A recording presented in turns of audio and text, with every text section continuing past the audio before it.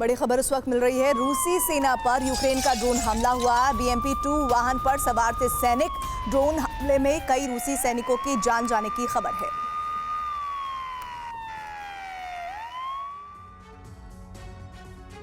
Middle east में Hamas और Hezbollah के खिलाफ खुले इजरायली मोर्चे को अब अमेरिका ने विस्तार देना शुरू कर दिया है। इस विस्तार के तहत टारगेट है यमन का विद्रोही संगठन हूती।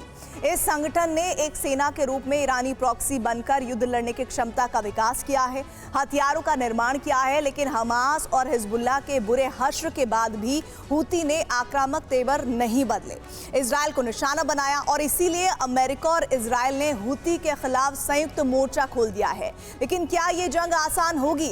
जवाब इस रिपोर्ट में देखिए।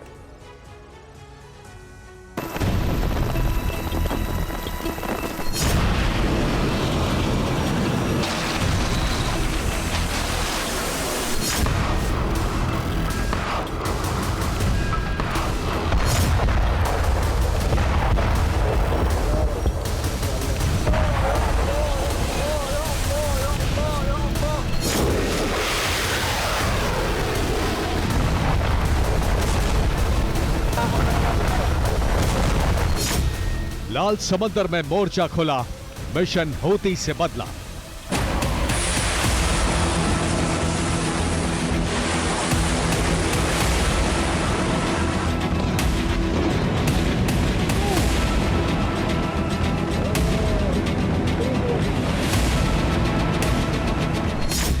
पहले इजरायल पर हमले, अब हूती के ठिकाने दहली।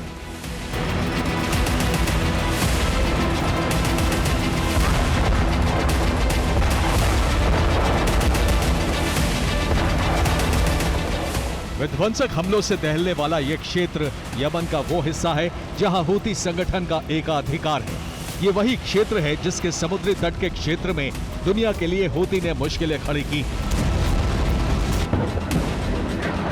लेकिन अब यही क्षेत्र दुनिया को टेंशन देने वाले हूती संगठन के लड़ाकों के लिए कब्रिस्तान बनने जा रहा है।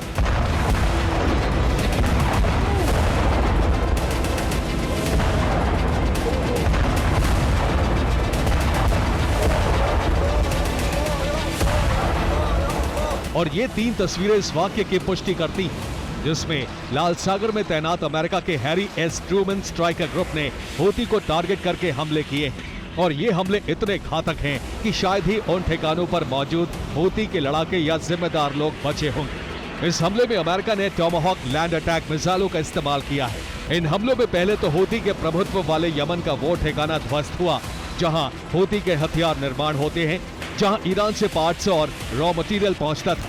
वहीं दूसरी तरफ उस ठिकाने को भी अमेरिका की सेंट्रल कमांड के स्ट्राइकर ग्रुप ने ध्वस्त कर दिया जहां हूती के हथियार रखे जाते थे, यानी ईरानी प्रॉक्सी का हथियार डिपो।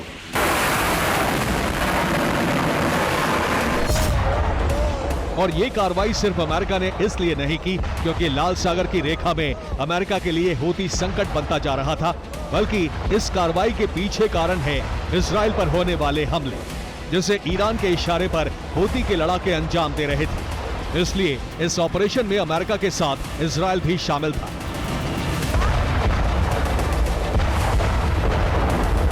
लेकिन इसका यह मतलब नहीं कि इन हमलों के बाद ये जॉइंट ऑपरेशन खत्म हो चुका है, बल्कि ये हूती के खिलाफ शुरू हुए ऑपरेशन का आगाज है।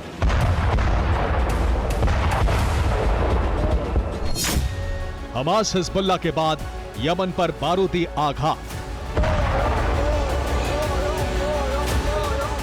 हूती के खिलाफ इस जॉइंट ऑपरेशन का सबसे बड़ा प्रमाण है 2 दिन से जारी यमन के बारूदी ऑपरेशन, जिसमें अमेरिका बम और मिसाइल बरसाकर हूती के लड़ाकों पर कहर ढा रहा है।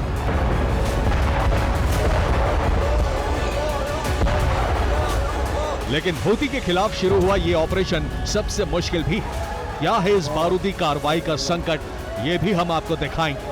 लेकिन उससे पहले हूती पर हुए हमलों की स्थिति समझ लीजिए। अमेरिका ने हमले लाल सागर में तैनात अपने स्ट्राइकर ग्रुप के जरिए किए हैं। इन हमलों के लिए अमेरिका ने टॉमाहॉक से हमला किया है, जो एक लॉन्ग रेंज मिसाइल है और एक नेविगेशन ऑपरेटेड मिसाइल है, जिससे सीमित हमले ही संभव है।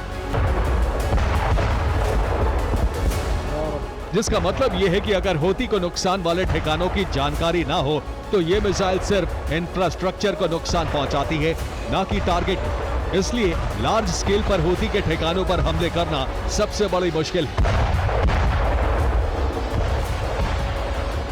लेकिन इसके अलावा भी हमास और हिजबुल्लाह के मुकाबले होती के खिलाफ युद्ध इतना आसान नहीं है, जिसका कारण है होती के ठिकाने और एक फोर्स के तौर पर होती संगठन का काम।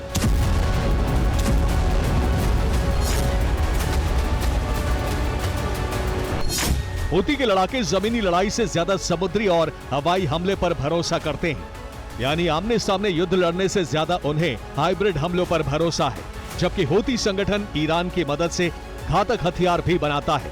इन हथियारों में हाइपरसोनिक मिसाइल निर्माण का भी दावा है। वहीं होती संगठन के लड़ाके रणनीतिक युद्ध लड़ने में भी सक्षम है। इनके अलावा होती जिस क्षेत्र में एक्टिव है उसकी सीमा लाल सागर से लेकर ओमान की खाड़ी तक है, जो सबसे व्यस्त अंतर्राष्ट्रीय व्यावसायिक स्ट्रेट का प्रमुख हिस्सा है। इसलिए होती के लड़ाकों के लिए किसी भी दुश्मन को आर्थिक नुकसान पहुंचाना बहुत आसान है। तो फिर सवाल है कि अमेरिका ने लाल सागर से मोर्चा क्यों खोला, होती पर हमले क्यों शुरू किए? जवाब है होती का मास्टर प्लान, जिसे हमास और हिजबुल्लाह के बदले के लिए बनाया गया है, जिसमें मुख्य टारगेट है इजराइल। गाजा, लेबनान और सीरिया में इजराइल की सैन्य कार्रवाई से भड़के होती ने इजराइल पर बड़े हमले शुरू कर दिए हैं। इन हमले में होती के लड़ाकों ने उन प्रक्षेपास्त्रों का इस्तेमाल किया है जिससे बचाव करीब करीब नामुमकिन था। इसलिए होती के हमलों में सेंट्रल इजराइल, तेल अवीव, हाइफा जैसे क्षेत्रों को भारी नुकसान उठाना पड़ा है। इन्हीं हमलों के बाद अमेरिका ने होती के खिलाफ लाल सागर में मोर्चा खोला है और यमन पर समुद्री और हवाई फ्रंट से हमले हुए। लेकिन क्या इससे होती के लड़ाकों को फर्क पड़ेगा? ये वीडियो होती की प्रचार विंग ने जारी किया है, जिसमें अमेरिका और इजराइल के हमलों के बावजूद ऐलान किया गया है कि होती न सिर्फ इजराइल के शहरों पर हमले करेगा, न सिर्फ उनके इंफ्रास्ट्रक्चर को टारगेट करेगा, बल्कि अमेरिका के समुद्री और हवाई बेड़े को भी नष्ट कर देगा, पनडुब्बियों और जहाजों को भी ध्वस्त कर देगा।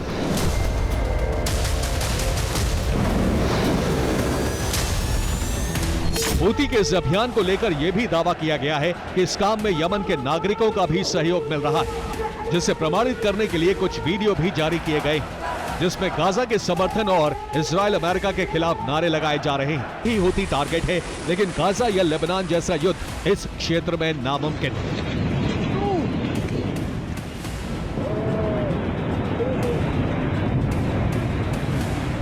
Bureau report, TV9, Bharat.